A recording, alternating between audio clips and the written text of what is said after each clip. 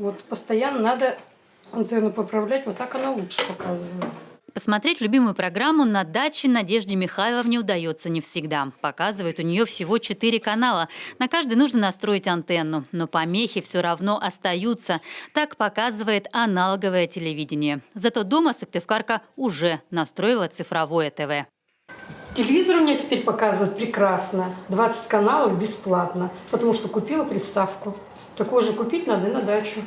Государственная программа перехода на новые телевизионные вещательные технологии рассчитана до конца 2018 года. Сегодня жителям Коми, как и всей страны, уже доступен первый мультиплекс в цифровом качестве. Это 10 общероссийских обязательных телеканалов. Перечень был определен указом президента страны. 98% населения уже могут принимать сигнал современного нового стандарта.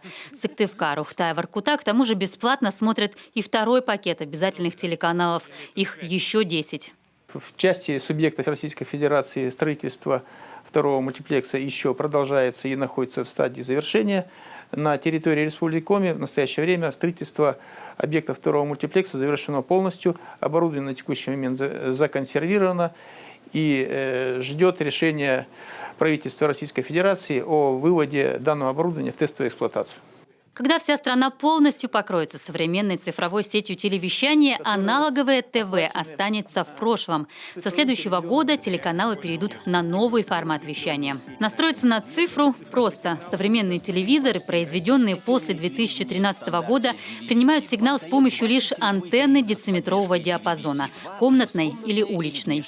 Эта антенна с усилителем, то есть обеспечивает уверенный прием и в городских условиях, и за городом на удаленном расстоянии где-то километров до 25 может обеспечить прием. Удобно то, что питание на антенну подается с цифрового приемника. Не надо дополнительных блоков питания. Впрочем, даже раритетный телевизионный приемник можно настроить на цифровой сигнал. Для этого, кроме дециметровой антенны, понадобится специальная приставка. В зависимости от возраста и модели телевизора, для приема сигнала понадобится специальная приставка, которая поддерживает цифровой стандарт DVB-T2 и формат MPEG-4. Ее можно приобрести в магазинах электроники. В магазинах электробытовой техники цифровые приемники сейчас в достаточном количестве и на любой вкус. Цены разные, впрочем, отличие только в дополнительных опциях.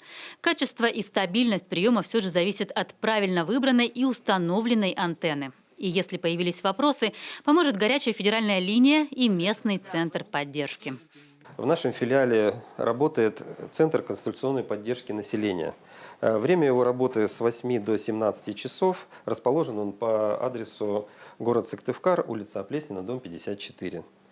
Если на вашем экране рядом с логотипом телеканала появилась литера «А», это означает, что вы все еще смотрите аналоговое ТВ. Пришло время перенастроить телевизор и смотреть любимые программы уже в цифровом качестве. Ольга Коняева, Алексей Паршуков, телеканал Юрган.